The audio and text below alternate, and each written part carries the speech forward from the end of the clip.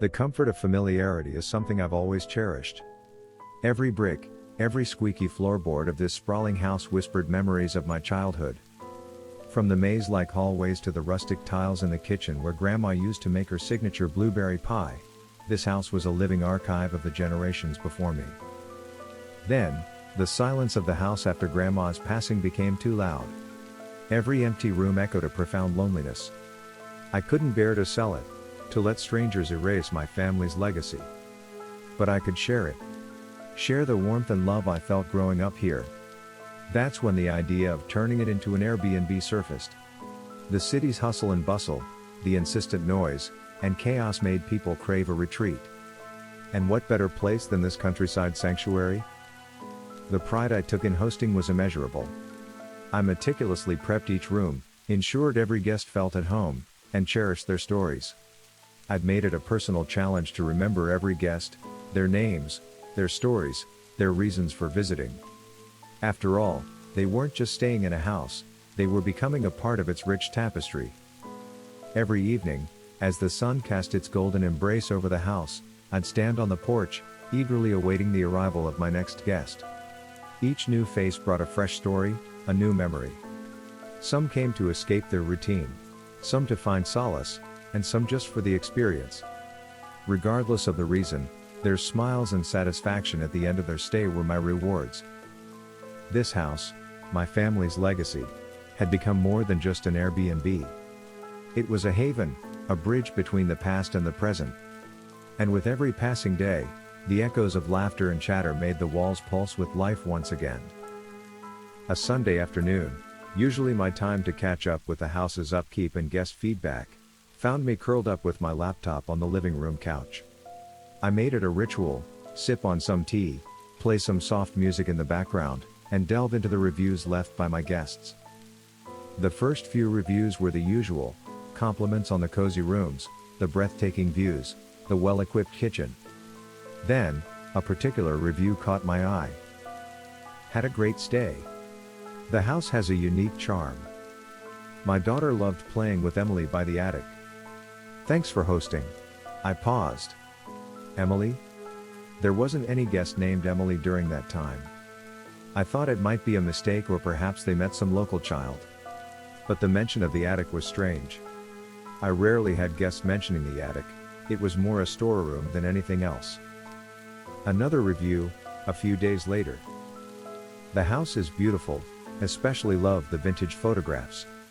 P.S. Emily is such a delightful child. Found her always playing near the attic. She has such lovely stories to tell. This couldn't be a mere coincidence. Who was this Emily they spoke of? I scrolled further. Again, the mentions were there.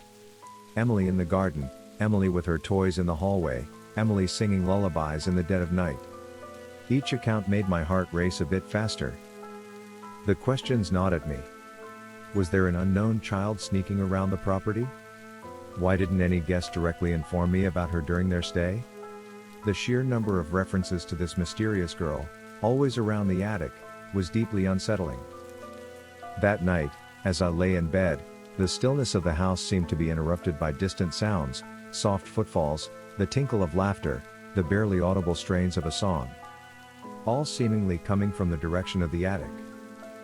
My house, once a haven of memories and warmth, now held a shadow of doubt.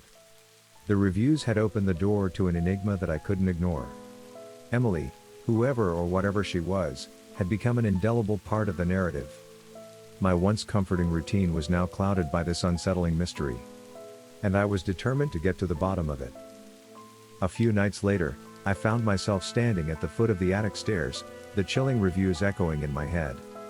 The wooden steps, worn and creaking, seemed more foreboding than ever. I took a deep breath, reminding myself that I knew every inch of this house. It was my Airbnb, my pride. Climbing the stairs, each step felt heavier than the last. The dim light from the hallway below barely reached the top, making the attic entrance appear like a dark abyss. Yet, a faint light shimmered through the gaps in the door, suggesting the attic wasn't entirely swallowed in darkness. Pushing the door open, I was greeted by a scene I hadn't expected. The attic, usually filled with old furniture and dusty boxes, was illuminated by a few lit candles. The glow revealed toys scattered on the floor, crayon drawings pinned to the slanting walls, and a small white dress neatly folded on an old rocking chair. I moved closer, my heart pounding in my chest. Among the drawings, one stood out. A house, with two figures in front. A tall one with long hair, presumably me, and a smaller one, a child, holding hands with the taller figure. Beneath it was scribbled, "Me and my friend, Emily." A chill ran down my spine. It was almost as if the drawings were trying to convey a message. I was lost in my thoughts when a soft giggle echoed through the attic. It was close yet distant, real yet surreal. "Who's there?" I called out, trying to sound braver than I felt. No answer. Just the soft flicker of the candles and the distant hum of the night outside. I scanned the room, half expecting to see a little girl peeking from behind the furniture. But there was no one. Telling myself it was just the wind or maybe even the house settling, I decided to head back down, vowing to clean up the attic the next day. But as I descended the stairs, the muffled notes of a lullaby reached my ears. I froze. The soft, haunting melody seemed to come from the attic itself, sung in a child's voice. It was both enchanting and terrifying. Shaken, I reached the safety of the lower floor. Despite the evidence, I convinced myself it was all just a prank by some mischievous guests or maybe even my imagination getting the best of me. I locked the attic door that night. But as I tried to sleep, the soft, innocent giggles and that haunting lullaby played in my mind, ensuring rest remained far from my grasp. Several days passed since my eerie experience in the attic. The sun's rays streamed through the house, casting a glow that often made guests remark on its beauty. Trying to shake off my unease, I busied myself with welcoming new guests, hoping their presence would dispel the shadows. That evening, a young couple, Jane and Mark, checked in. They seemed eager, with Jane's eyes sparkling with anticipation. I'd always taken pride in ensuring guests had an enjoyable stay. After a brief tour, I invited them to share a drink with me in the lounge, wanting to gather first impressions and feedback. Hours flew as we exchanged stories. Eventually, talk turned to my Airbnb experiences. It was Jane who hesitated, then finally murmured, "Last night, I had the strangest dream. There was a little girl, maybe around 6, playing with toys in an attic. She looked sad." Mark shifted uncomfortably. I saw her too. Not in a dream, but at the hallway corner, leading to the attic. She whispered something. It sounded like, "Will you play with me?" I felt a cold shiver run down my spine. The familiar dread was back, and it was clear that the haunting wasn't limited to my imagination. The room grew still, the cheerful chatter replaced by a heavy silence. Over the next week, more stories surfaced. An older gentleman spoke of a lullaby that lulled him to a restless sleep. A solo traveler described being woken up by soft giggles and tiny footsteps outside her room. The stories, while distinct, had a common thread: Emily. The more I heard, the harder it became to dismiss them as mere coincidences. The once thriving Airbnb, my pride and joy, was quickly transforming into a house of whispered tales and sleepless nights. Jane and Mark left, but not before leaving a note: "Beautiful house, but please take care of Emily. She needs a friend." As I stood in the now empty room, the weight of countless stories pressed upon me. The air felt thick, and in the silence, I thought I heard the softest of sighs. The truth was becoming clear. Emily wasn't just a figment of imagination, she was an ever-present entity, seeking something she lost long ago. Sleep never came easily since I first heard Emily's whispers. That night, as the clock's hand neared midnight, I decided to confront the fears gnawing at my heart. Armed with a flashlight, I embarked on a solitary journey to the attic, driven by an uneasy mix of dread and determination. The stairs creaked underfoot, each step echoing louder in the silent dark. Reaching the attic's entrance, a sudden drop in temperature wrapped around me like an icy shroud. Hesitating only momentarily, I pushed the door open. Inside, The weak beam from the flashlight illuminated old trunks, dusty books, and children's toys scattered across the floor. But it was the cold, ephemeral glow in one corner that caught my attention. There, surrounded by a circle of ancient-looking dolls, was Emily. Her visage was pale and translucent, and her eyes glinted with an age-old sadness. But she wasn't alone. Flickering forms danced on the attic's edges, outlines of men, women, and children, each one trapped in their ethereal state, their faces contorted in anguish. Taking a deep breath, I addressed Emily. "Why are you here?" Her response was an eerie, mournful melody that seemed to express centuries of sorrow. As the haunting lullaby washed over me, memories of the house's long-forgotten occupants began to flood my mind. Joyous gatherings turned tragic, unfulfilled dreams, and a recurring theme of loss and betrayal. Emily's form shifted, and she pointed to a tiny locket on the floor. I hesitated but bent down to retrieve it. Upon opening, a faded picture of a family stared back: a man, a woman, and a young girl, Emily. The realization was stark. Emily, bound to this place by some unspeakable act, wasn't the only spirit anchored here. But she was the most powerful, drawing others into her realm of eternal sorrow. As dawn's light filtered through the attic's window, Emily's apparition began to fade. A soft whisper lingered: "Help us." Descending the stairs, my mission was clear. I needed to delve into the house's past, to unravel its mysteries, and to free these trapped souls. But as the weight of my nocturnal encounter settled in, one chilling thought remained: how does one save those who are already lost?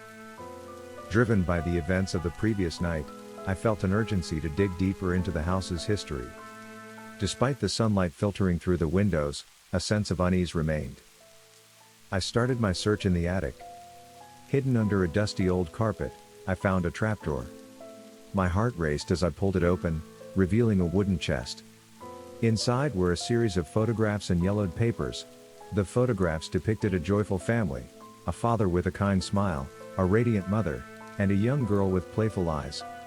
But it was the last photograph that sent chills down my spine. The same family, but the young girl, Emily, had dark, hollow eyes. Beside the photos lay a journal. Skimming through the entries, I pieced together a heartbreaking tale. The family was once the talk of the town, the embodiment of happiness. But tragedy struck when Emily mysteriously vanished. Days turned into weeks, then months, with no sign of her. The parents, consumed by despair, searched relentlessly, but to no avail. A later entry spoke of a horrendous discovery. Emily's lifeless body was found in the very attic I now stood in. The cause of her death remained a mystery. The journal's final pages detailed the parents' descent into madness, guilt, and the dark whispers that haunted the household. I then stumbled upon a news clipping that mentioned a series of disappearances in the house over the years. Each one eerily resembled Emily's: guests, workers, or tenants who vanished without a trace. Sitting amidst the revelations, the weight of the house's secrets bore down on me. I could feel Emily's presence, her anguish, and the torment of the souls who came after her. The lines between reality and the supernatural blurred. I knew I was now entangled in a web of darkness, a pawn in Emily's sinister game. But I also realized that my mission had evolved. It was not just about saving myself, it was about unraveling the mysteries and setting the trapped souls free. I had to delve deeper into the lore surrounding the house. And for that, I needed the knowledge of those who lived here before me. I always took pride in ensuring the comfort of my guests. My Airbnb had a reputation, and I intended to keep it that way. But the house's dark secret threatened to overshadow everything. It started as a regular evening. I greeted the new guests, a young couple eager to explore the town. Their laughter and excitement was infectious. They were mesmerized by the house's vintage charm, but I felt an ominous presence lurking. The night was deep when screams echoed through the house. Rushing to their room, my heart pounding, I found the door ajar. The room was in chaos, furniture overturned, the curtains torn, and there, in the center, lay the young woman, unconscious, with deep scratches on her arms. Her partner was frantic, attempting to revive her. It was Emily. He screamed, his eyes filled with terror. She attacked her. I saw it. A little girl with hollow eyes. The weight of the words hit me like a sledgehammer. This was no mere ghost story. Emily was real and malevolent. The next morning, the couple left in haste, the trauma evident in their eyes. I was left grappling with guilt, confusion, and fear. Reviews about my Airbnb took a dark turn. Words like haunted, malevolent spirit, and dangerous spread like wildfire. Bookings plummeted. My life's work, the house I loved so much, became a prison of nightmares. I felt trapped, torn between abandoning my beloved home and the growing dread that Emily's malevolent spirit brought with her. But what truly haunted me was the realization that Emily wasn't just a playful spirit, she was a vengeful entity, capable of causing true harm. Whispers in town grew louder, adding to the grim atmosphere. People spoke of the house with fear and avoided it like the plague. Those who dared venture close whispered of seeing a young girl with lifeless eyes peering from the attic window. I knew I had to find a way to release Emily's spirit, not just for my sake, but for every soul that had been tormented by her presence. But how do you confront a malevolent spirit? A force beyond human comprehension? My search for answers led me to the town's archives, local legends, and finally, to a reclusive old neighbor who knew more about the house than anyone else. Trying to find a solution for the ever-growing problem, I turned to old town records and local folklore. There was bound to be some kind of explanation, a story that had been forgotten or buried deep. One evening, while strolling around the neighborhood, hoping to clear my thoughts, I ran into Mrs. Adler, an elderly woman who had lived 2 houses down from mine for as long as anyone could remember. With her hunched back and clouded eyes, she looked like the embodiment of time itself. "Ah, the haunted Airbnb," she muttered, her voice gravelly with age. "I thought someone should have told you about its past before you made it a guest house." My heart raced as she beckoned me closer. "Emily, she's bound there. Trapped, you see. A chain forged from sadness and unfinished business." Mrs. Adler detailed a century-old tale of a young girl named Emily who once lived in my house. A joyous child, who met an untimely and tragic end. A fall from the attic window. Some said it was an accident, others whispered darker theories. But everyone agreed on one thing: her spirit never found peace. Her father, racked with guilt, consulted mediums and psychics, hoping to find a way to help his daughter move on.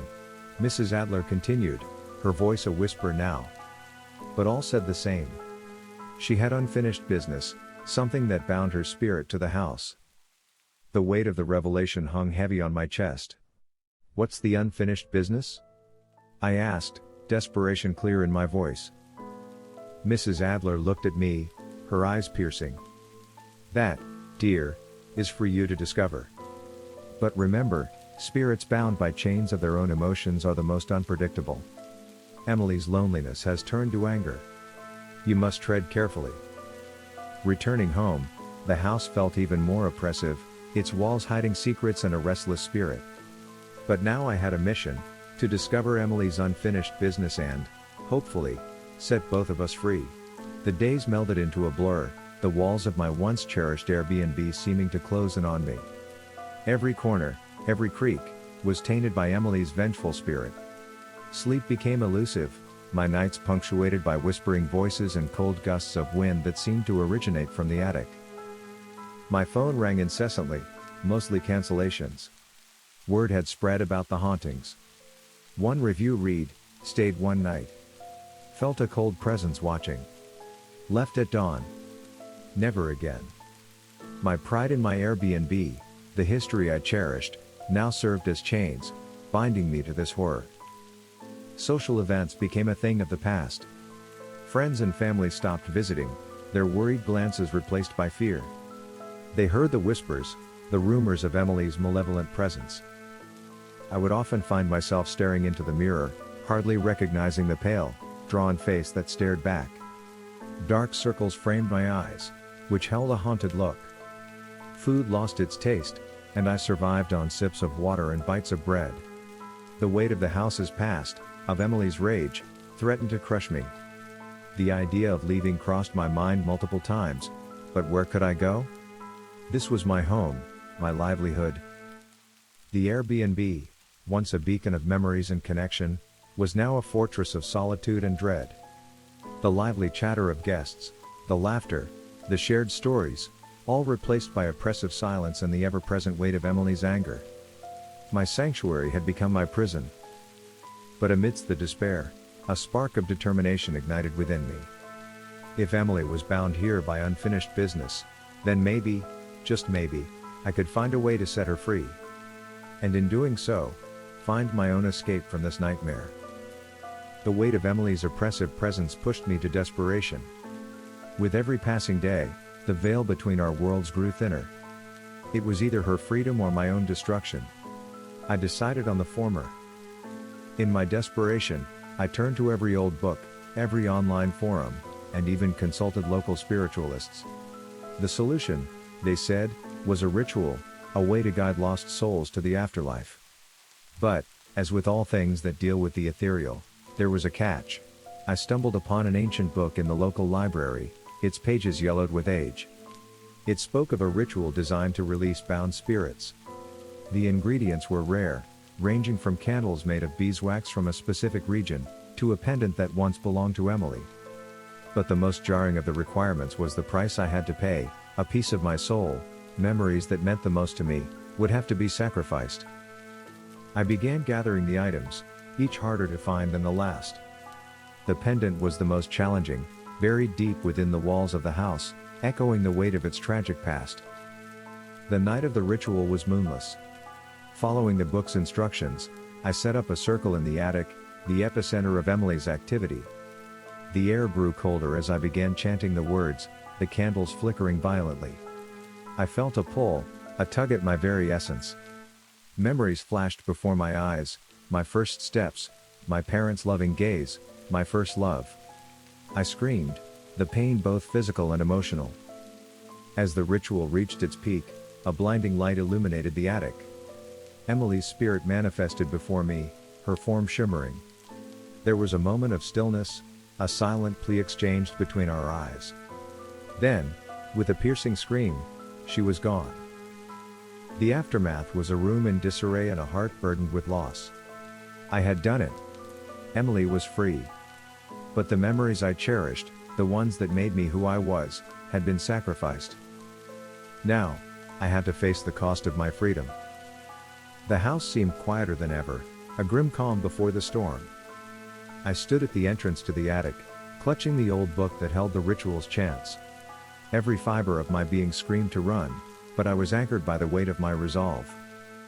The candles, now lit, threw wild shadows that danced menacingly. With a heavy heart, I began chanting the incantations, feeling the pressure in the room intensify. I could sense Emily. Her sorrow.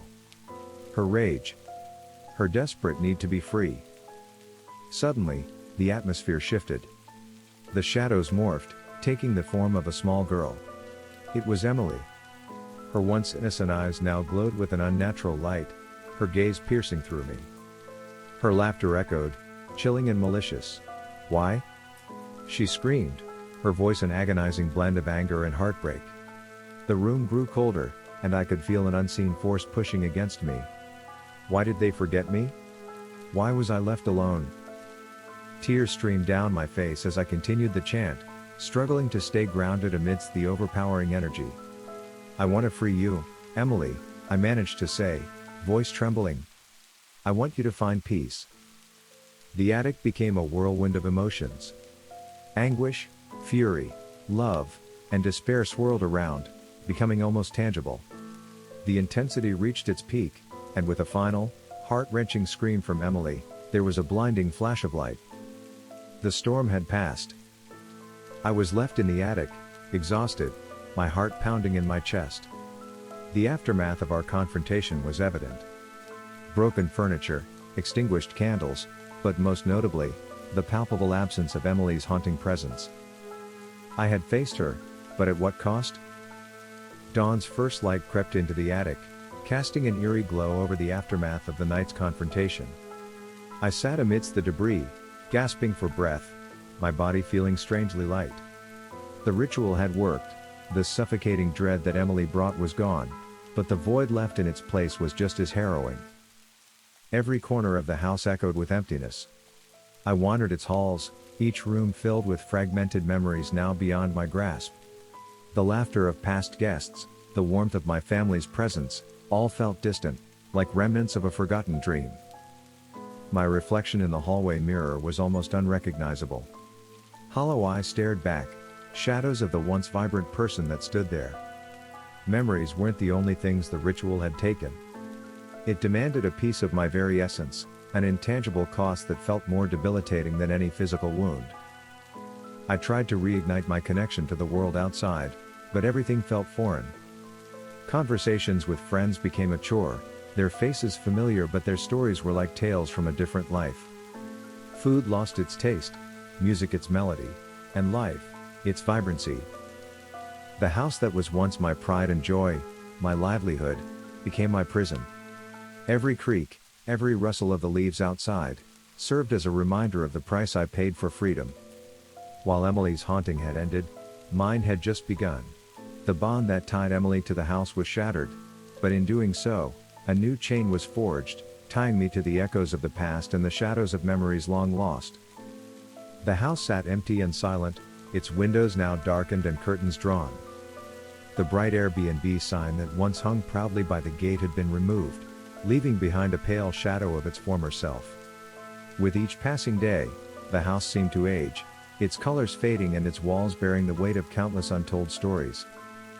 Inside, the rooms were untouched. Beds remained made, waiting for guests that would never arrive. Pictures of past visitors still adorned the walls, their smiling faces a stark contrast to the melancholy that now permeated the place. The once bustling living room, filled with the chatter of tourists and the clink of glasses, was now still, echoing only with memories. Ethan would occasionally visit, unable to completely sever ties with the place. With each step, they'd be assaulted by fragments of lost memories, each more painful than the last. There was a profound sadness in their eyes, a longing for a time that once was. One evening, Ethan sat in the now empty living room, the golden hue of sunset casting long shadows on the floor. They pulled out a journal and began to write. Not of Emily, but of the happy times, the laughter, the stories shared by travelers from around the world.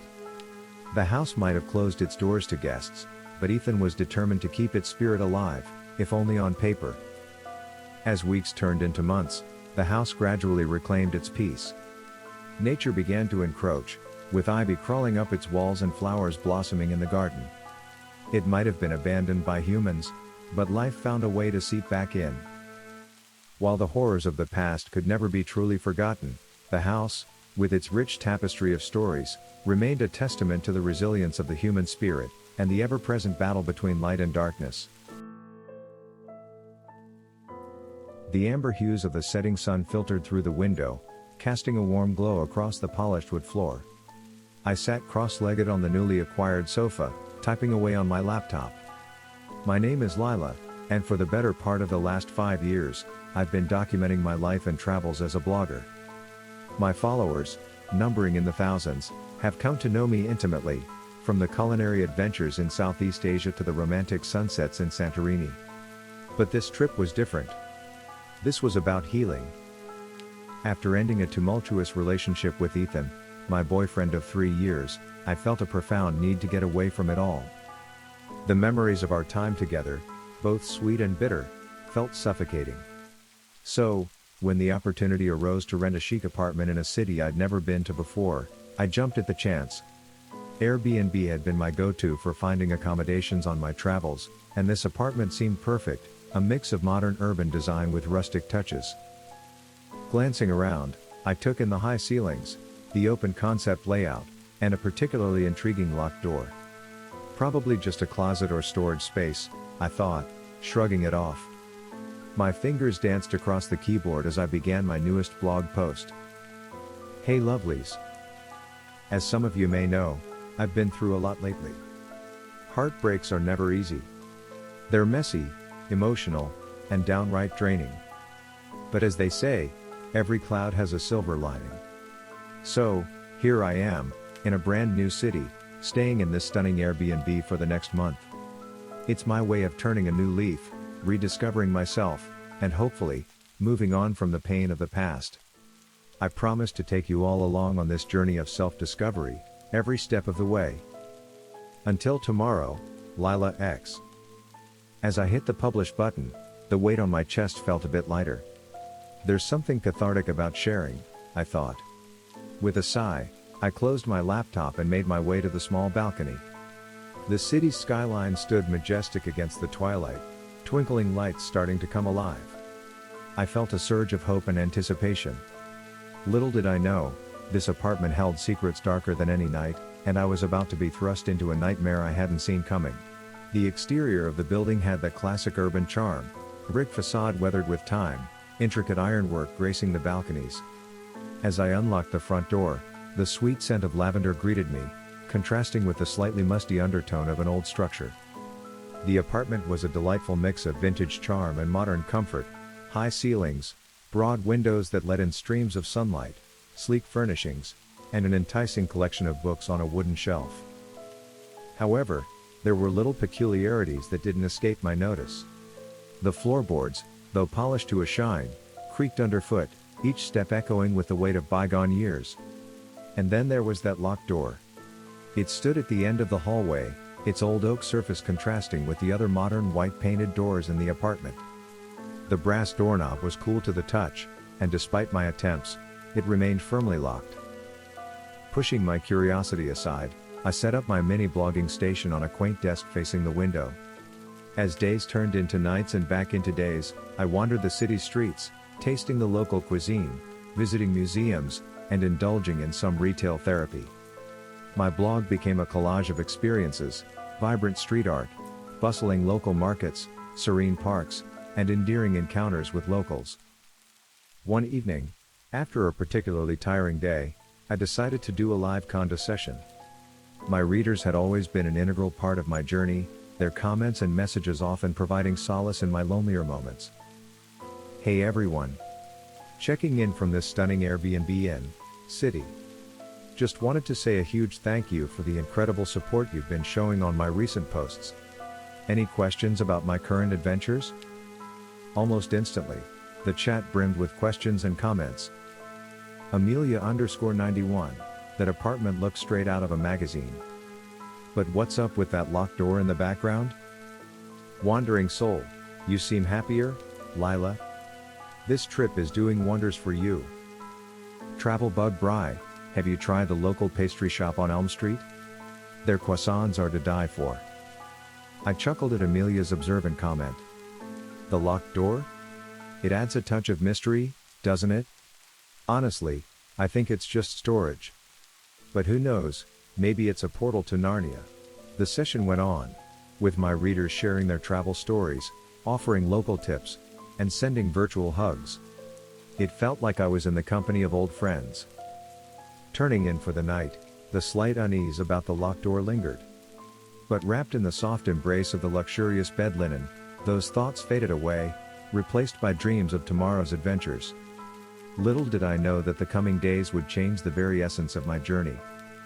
I'd grown fond of the soothing hum that filled the apartment, a blend of the distant city sounds and the subtle ticking of an old wall clock. But one evening, a different resonance disrupted that harmony. Soft, rhythmic, almost like a tapping, it emanated from the direction of the mysterious locked door. Just the old bones of the building, I murmured to myself, sipping on my evening tea. Perhaps it was just the wind or the pipes. It was easy to rationalize the noises in a structure that had probably seen a century go by. A couple of days later, I noticed my silver pendant, a cherished gift from my grandmother, was no longer on the bedside table where I always left it. I spent hours searching the apartment, ransacking my luggage and scouring every corner, but it was nowhere to be found. A chill of anxiety began to set in. The next morning, my camera was not in its usual spot on the desk. It was lying on the couch, lens cap off. I tried recalling the previous night, sure I hadn't left it there. But with all the exploring and blogging, days had blurred together. Perhaps I was just forgetful. But as days passed, an inexplicable sensation of being observed began to gnaw at me. Every shadow seemed deeper, every reflection slightly distorted. The feeling was strongest near the locked room. Was it just my imagination, or did the door seem colder? One evening, I poured my heart out in a blog post. There's a strange weight in the air here. It's as if I'm being watched. Silly, I know. An old building, a locked door, misplaced items. It's probably just the city's vibe getting to me. Or maybe it's a sign that I'm not yet over the breakup. Ever felt like you're not truly alone in a room? The response from my readers was overwhelming. Lost traveler, Lila, trust your gut. If something feels off, it probably is. City wanderer, old buildings can have histories, sometimes dark ones. Maybe check out the background of the apartment?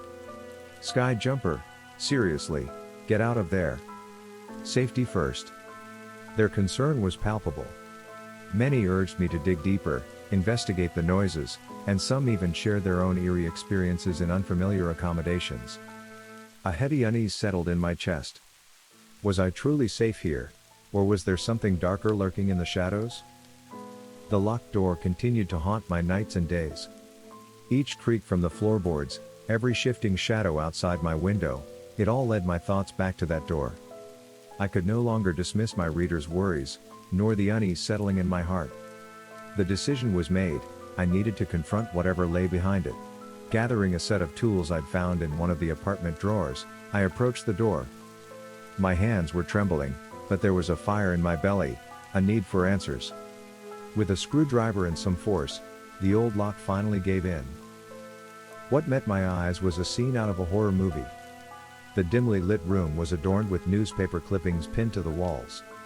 Headlines screamed about missing women from various cities, and some even had photos eerily similar to my own appearance. Beside them were tools that seemed like they'd been used for torture, pliers, knives, and even chains. At the center was a makeshift bed, stained and grimy. My breath hitched in my throat, and a cold sweat broke out on my forehead. This wasn't just a creepy storage room, this was a den of horror. The realization hit just as I heard a soft, almost mocking chuckle behind me. Whirling around, my eyes met those of a tall, imposing man. Vincent.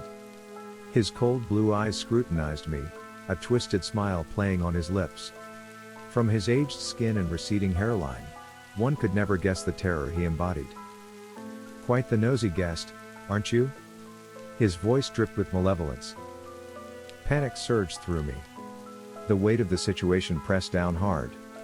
Vincent, sensing my vulnerability, began closing the distance between us, his intent clear. It's a shame, Lila, he whispered, his voice in eerie contrast to the horror surrounding us. I had so much more planned. His confession made my heart race. All those stories, the rumors of people disappearing, they weren't just urban legends. Vincent had made them a reality. The apartment, Airbnb, it was all a ruse to find his next victim. And I had walked right into his trap. Adrenaline surged through my veins, pushing back my fear. This wasn't going to be the end of my story. Not today. Not by his hands. The momentary shock of discovering Vincent's true nature was quickly overshadowed by the desperate need to escape. His hungry eyes tracked my every movement, and the sinister smile on his face was evidence enough that he relished the thrill of the chase. I bolted towards the living room, narrowly avoiding Vincent's lunging grasp. My knowledge of the apartment's quirks became my saving grace.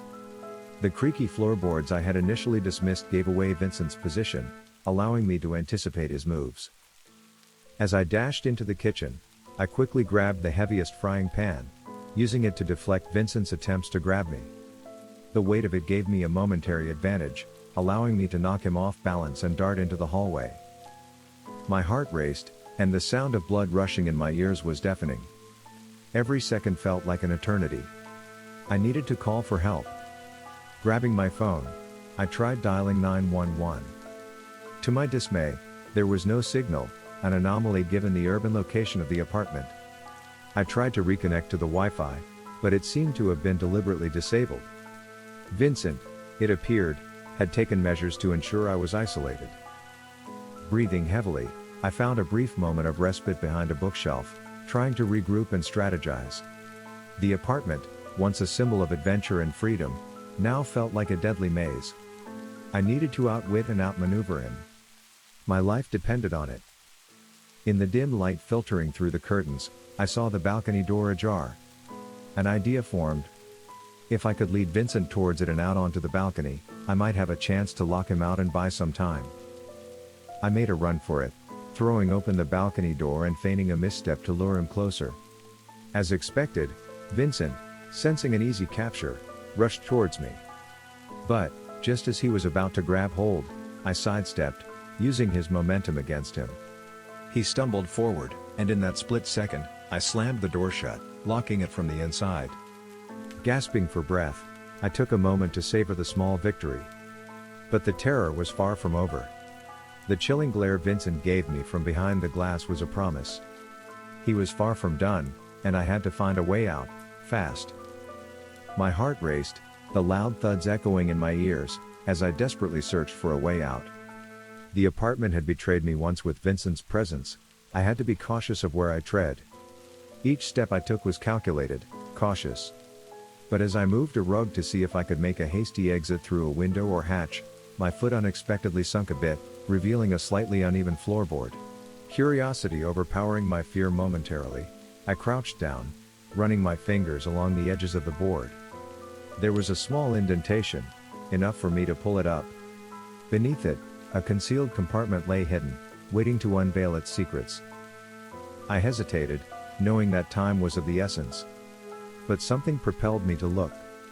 Inside the compartment were various items, passports of different women, photographs of some of them in what seemed like the very apartment I was in, bank statements, and most chillingly, a series of correspondence between Vincent and someone named Dr., initials that I recognized as those of my Airbnb host.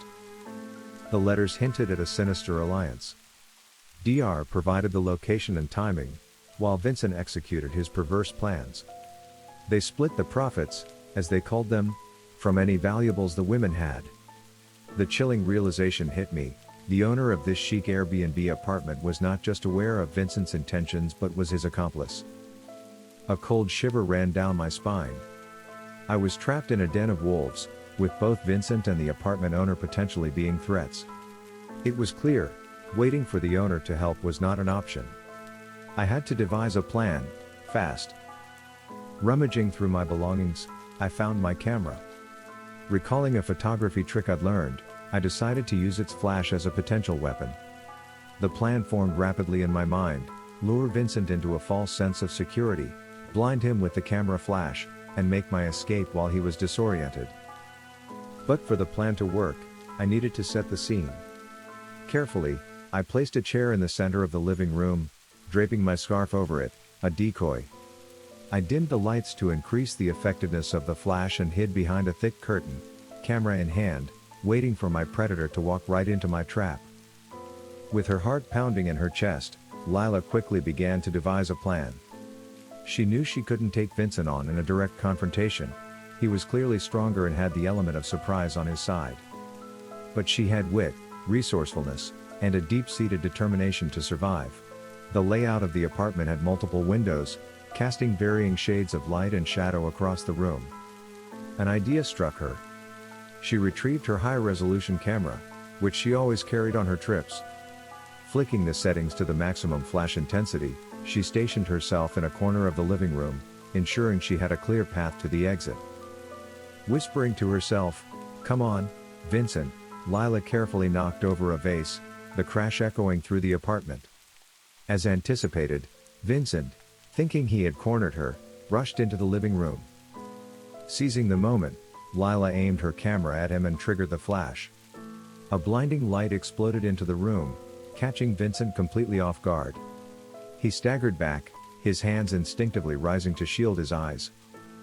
Lila didn't wait. Sprinting past the disoriented Vincent, she made a beeline for the apartment's main door. Throwing it open, she hurtled down the stairwell, each step echoing her desperate bid for freedom. She was almost at the ground floor when she collided with someone, nearly knocking them over. Catching her breath, Lila looked up and found herself staring into the kind, wrinkled eyes of an elderly woman. "Mrs. Everett," one of the building's longtime residents. "Quickly, dear," Mrs. Everett urged, pulling Lila into her apartment. The older woman's hands trembled but were surprisingly strong. She locked the door behind them, guiding Lila into a well-hidden alcove. From their hiding spot, they could hear Vincent's furious footsteps searching each floor, his rage evident. Minutes felt like hours. But then, the distant wail of sirens pierced the night. The police, likely alerted by a concerned neighbor or perhaps one of Lila's readers who had traced her location, were approaching. Vincent's footsteps grew fainter as he presumably decided to flee rather than confront the authorities. The elderly woman held Lila close, whispering comforting words as the younger woman sobbed into her shoulder. When officers finally arrived, Mrs. Everett gently released Lila, urging her to share her story. The events of the night would forever haunt Lila, but the kindness and bravery of a stranger would also remain, a testament to the good that still existed in the world. It had always been in my nature to seek out the undiscovered, to delve into the enigmatic tales whispered by ancient walls and old relics. This insatiable curiosity often led me to wander into the storied nooks of cities, booking stays through Airbnb in places that promised tales from epochs past. I reveled in the thought of living, even temporarily, in spaces that held memories older than any living soul. It was on such an adventure that I found myself in Vienna, having rented a studio apartment situated in a centuries-old Baroque building which had been given subtle touches of the modern era. Walking in, the very air seemed to breathe stories. Tall windows let in the golden autumn light, casting elongated shadows that danced over the vintage furniture. But what drew my eyes was an aged camera, resting atop a mahogany coffee table. It was the sort you'd imagine photojournalists of the 80s carrying around. Intrigued, I took it into my hands, its heft giving it an aura of importance. Without a battery, it operated on the winding mechanism. I wound it up and looked through the viewfinder, momentarily lost in the allure of nostalgia. When I pressed a button hoping to see any saved photographs, my heart skipped a beat. The first photos depicted everyday scenes, some of children playing in a park, others of busy streets. But the more I scrolled, the more personal they became. I saw the building I was currently in, the ornate rug I had been admiring just moments ago, and then, myself. I was photographed, seemingly unaware, entering this very apartment. My heart raced. The immediate thought was a breach of privacy. Had someone entered while I was out? Or even worse, was there someone still here? Every creak of the wooden floor, every rustle from the curtains sent my mind into overdrive. "Is someone there?" I called out, trying to mask the tremor in my voice. The apartment remained eerily silent. Hesitatingly, I approached the living room window, ensuring it was locked. The entrance too was bolted from the inside. A sense of unease settled in. How had these pictures come into existence? Were they a prediction or just a sick joke from a previous tenant? Suddenly, there was a soft knock on the door. I froze. Who could it be at this hour? The vintage camera, now an object of fear, clutched tightly in my hand, seemed to hold answers I wasn't sure I was ready for. The camera lay next to me, its silent presence an undeniable weight, a grim reminder of an inexplicable phenomenon.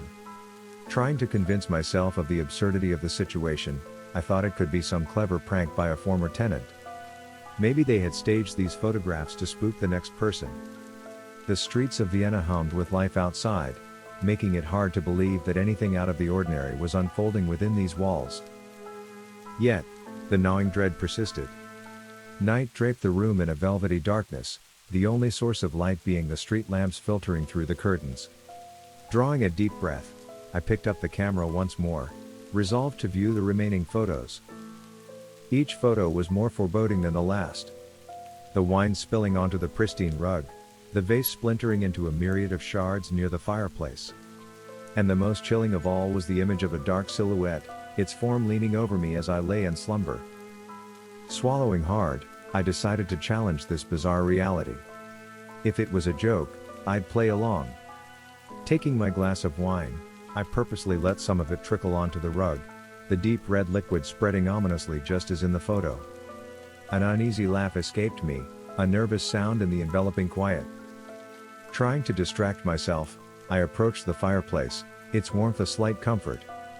But, in a genuinely accidental moment, my elbow nudged a decorative vase, sending it crashing to the ground. The noise echoed in the silence, each shard of the vase reflecting the grim reality. Events in those photographs were coming to life. Night wore on, and every creak of the apartment, every rustle of leaves outside, heightened my paranoia. I placed the camera on the bedside table, the last photograph haunting my thoughts. Hours felt like days as I lay there, every fiber of my being resisting sleep's sweet call. However, fatigue has a way of breaking down even the sturdiest of defenses. My eyelids grew heavy, and against my best judgment, sleep beckoned. In the depths of the night, a cold draft brushed against my neck, pulling me out of a restless dream. Groggily, I turned, half expecting to see the shadowy figure. But there was nothing, just the rhythmic hum of the city outside and the occasional car passing by.